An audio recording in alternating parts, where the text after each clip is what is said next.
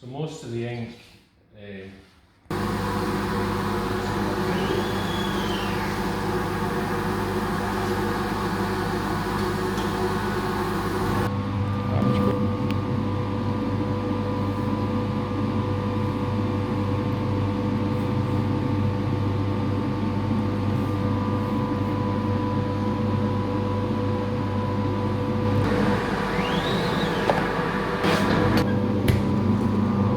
really good. Hi, Simon, GM8NYV. Just an update on my CL100 restoration. I started a while ago. The last few months I've not really done anything to the radio, it's just been sitting there. The last thing I need to do really was to get the front panel printed. Now, I had a go of practicing screen printing myself. It was originally screen printed, but my results weren't very good. Practiced a few times, I just wouldn't have done it justice. Yeah, so I went down to Inverness to the Highland print studio and met John there, and he was quite happy to help out. They made the stencil and they did the whole lot with my artwork. They even tied up my artwork, and this is the result. Now, since it's been home for the last week or so, I've added on the tuning scale windows, the RIS input, and the little main nameplate here. So that's basically the receiver done. I'm quite happy with this. It's really professionally done here. I would never achieve those results myself. All that remains now is to put the front panel onto the receiver. Well, that's the radio there sitting on the bench ready for the front panel. I did actually get new screws. The original ones were called PK. These are PK. They're about the same size, but they're shiny and they've got cross heads. It'll be okay. Or in the radio when I got it, so it wasn't that many. The panel will fit. Should fit. Right, let's see how that fits on.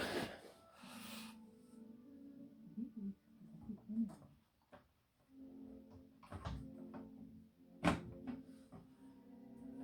couple of screws in first at the top.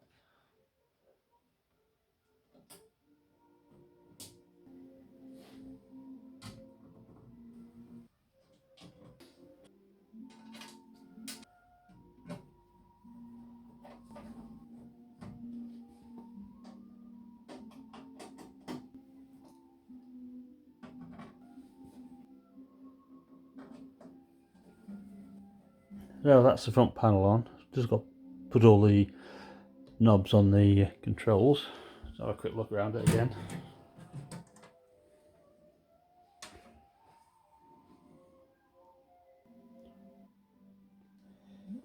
Right, these are the knobs for the controls. The larger ones are on the bottom four.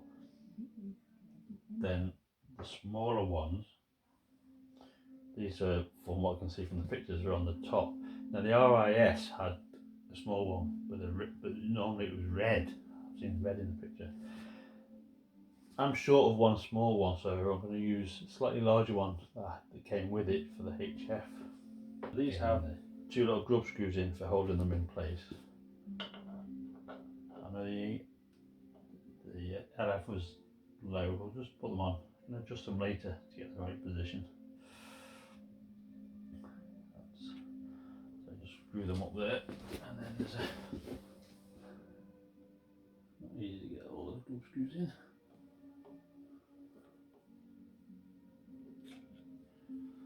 That's that one. I'll go around and do the rest of them now. That's the mode switch, which I've left in the off position.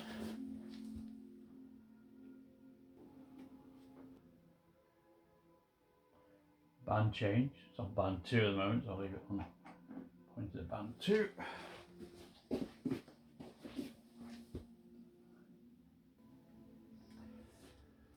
And the pass band, which was set to 1200 at the moment, so we know the orientation.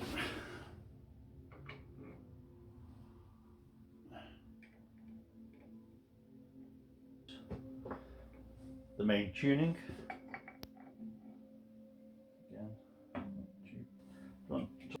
narrow one for the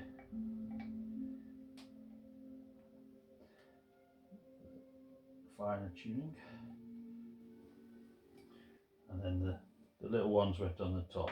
Not sure where the settings are for these.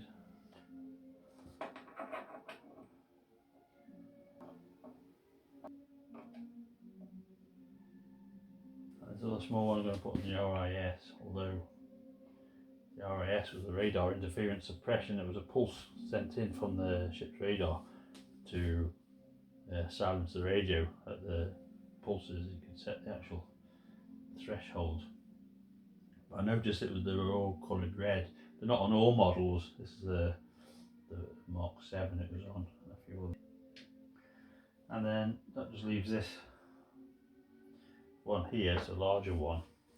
I'll use that as the HF gain. Stick that in the middle at the moment.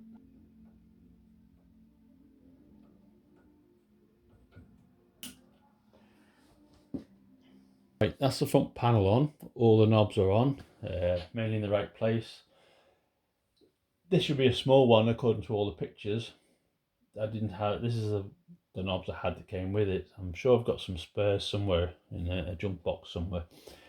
This RIS, the radar interference suppression knob, on the later versions, all the pictures I can see were red, but I put the small one on here. I've used the RIS as a lamp dimmer for the lights at the front there. I'm sure I can find a smaller knob at the moment.